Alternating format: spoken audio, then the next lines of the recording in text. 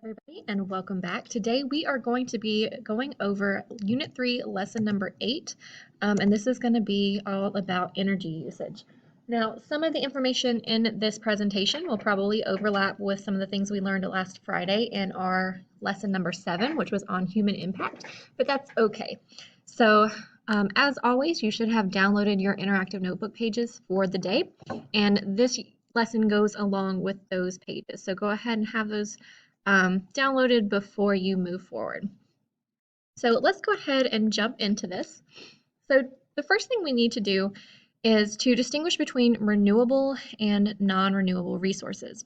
Now today we're going to focus on the non-renewable sources, and then you guys will be able to research and learn a little bit more about specific renewable resources as your independent practice. So a renewable resource is anything that can be replaced over a short period of time. So these are things like solar energy, wind power, geothermal power, wave energy, things that do not become depleted. So things that can be replenished and never run out. Non-renewable resources, on the other hand, take thousands of years to form and accumulate. So things like natural gas and oil, these things take so long to form that once we use them all as humans, we'll never see them form again in our lifetime. So we have to be careful about how we use them, because once they're gone for good. Now, if the Earth survives for another, billion years or so, more fossil fuels can be made, but it's not going to occur during the time period that humans are on the Earth. So there are a few different methods for obtaining energy sources that we need to know about. And the first one is going to be harvesting. So this is just collecting material that is above ground or close to the surface. And examples of things that are harvested are peat and wood.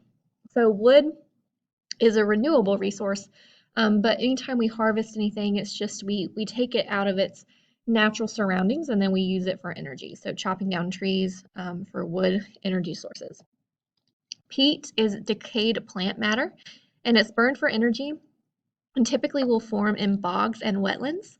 This is not as widely used as it used to be, mostly because it's not very clean. So when you burn peat, if you were to burn it indoors, it does emit a lot of atmospheric pollution and particles that it's not really good for our health. It's not clean for the environment.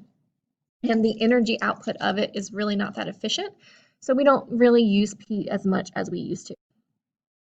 We talked a little bit about mining on Friday, but mining is digging deep into the ground for solids such as rocks, minerals, and coal. And coal is a resource that we can use for fuel. So here's an example of what mining looks like. So if we're on a mountain, basically you have these bulldozers that can cut these kind of notches and contours around the mountain, and we can remove some of the minerals or whatever it is that we're looking for.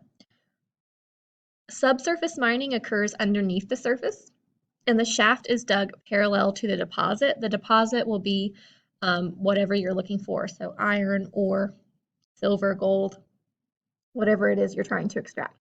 And typically explosives are used to loosen the deposits, which can be very dangerous. So some dangers of mines are collapses, so where the walls will collapse in on themselves, explosions of natural gas stores, and also lung disease from mine air pollutants. So there's a lot of dust and debris that are in mines. So workers that work there are exposed to a lot of pollutants that can cause damage in the lungs.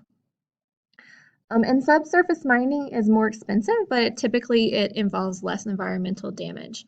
And there's a little picture of a canary on this slide here. If you've ever heard the saying canary in a coal mine, coal miners used to take canaries in cages down with them because if there was a gas leak that was dangerous. Canaries are small organisms, so they would be sensitive to that before humans could realize that there was something wrong. So if the canary was showing detrimental symptoms or the canary died, that would be an indication that it wasn't safe in the mines and the miners would be able to get out before they themselves were harmed. Drilling is a way to get liquid from underground. So we use drilling in order to get our oil, which we use to power our automobiles. And basically it's just putting a well that's thousands of feet into the ground to reach natural gas or oil, and then there is a pump that will pull it up to the surface so it can be extracted. Here's a picture of harvesting. So cutting down trees, deforestation would be an example of harvesting. Here we are, this is a logger that's chopping up a tree. Some more logging. And then this is back in the old days. We've got these two guys with a double-bladed or a double-edged saw that are going back and forth and cutting down this tree.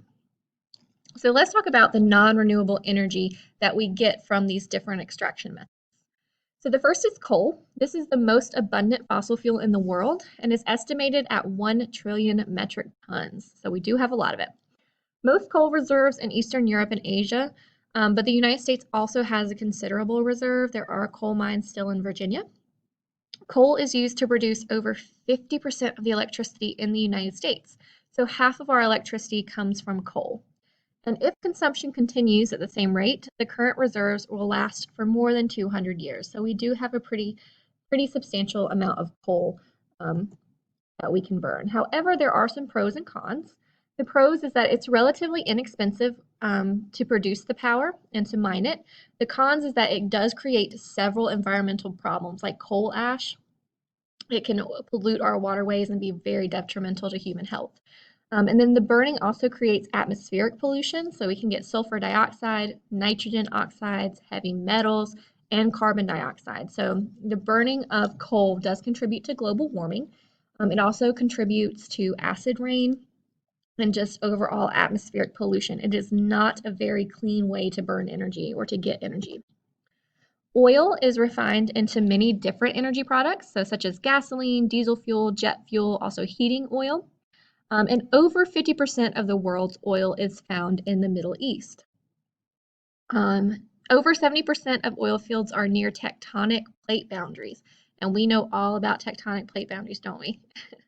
And if consumption increases and no new sources are found, oil supplies may be exhausted in another 30 years or so. So I want you to think about this for a second, because right now our automobiles run on oil, on gasoline, right? And I don't know about you guys, but I definitely plan on being alive in 30 years. So what is it going to look like in 30 years when we're running out of oil and we don't have oil to power our cars anymore? What do you think we're going to have to do? Well, electric cars will definitely be an option, and who knows? Who knows what the future will hold in terms of technology? So the pros, it's relatively inexpensive.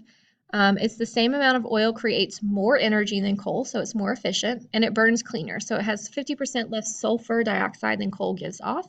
However, it is pollutant and there are limited supplies of it. Natural gas is our next fuel source, and this is a mixture of gases. It's mostly methane, ethane, propane, and butane. Propane and butane are removed from the natural gas and made into something called liquefied petroleum gas, and that's LPG. And the estimate of natural gas reserves is about 100 million metric tons. So at the current usage, this supply will last an estimated 100 years. So our natural gas reserves are a little bit more than our oil reserves. And most of this is found in Eastern Europe and the Middle East. So the pros of natural gas is the cleanest burning fossil fuel. It's easy and inexpensive to transport once pipelines are in place. And then cons, it does cause pollution and there are limited supplies. And finally, let's not forget about nuclear power.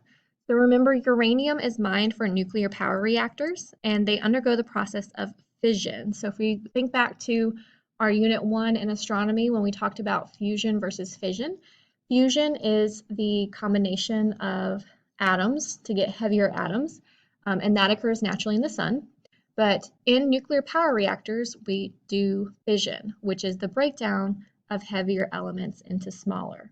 And basically what happens in this reactor is that you get fission to create heat, and then the heat will heat up water that's in a tank. And then as the water heats, it will generate steam, and the steam is pushed through the reactor to a turbine, and then that turbine will spin and generate electricity. So that's how we use power to generate electricity. All power plants work in that same process. It's just the only thing you're changing is the fuel source. So no matter what, you are trying to generate heat in order to generate steam to spin a turbine. And so if we're using coal, coal is going to be funneled in and burnt to get the heat energy. or you can also use biofuel or things like that, but we'll talk about that a little bit later. So the pros of nuclear energy, it's clean energy, there are lots of reserves, and it is typically considered safe. The cons, though, if there is a meltdown, so if a nuclear reactor is to melt down, the effects would definitely be catastrophic. So the Chernobyl disaster, if you have ever heard of that, happened in Russia in the 80s. There was a nuclear reactor that melted down, and a lot of people died from radiation poisoning and then also cancer that they developed from the leaking radiation. But it was a problem that has since been fixed. And so typically we do consider nuclear reactors very safe. The biggest con is that when you use nuclear power, there is toxic radioactive waste that is produced in a liquefied form, and it has to be stored for a long time. So it takes a long time for it not to be radioactive anymore. And for as of now, we just put them in barrels and we store them in the desert in the United States. But that is one drawback of nuclear power. So the difference between renewable and non-renewable energy, renewable energy is something that can be, replenished easily. It's never going to run out. And then non-renewable energy takes so long to form that if we use it all, we won't ever see it again. So examples of renewable energy are solar, hydropower, geothermal, wind, and biomass.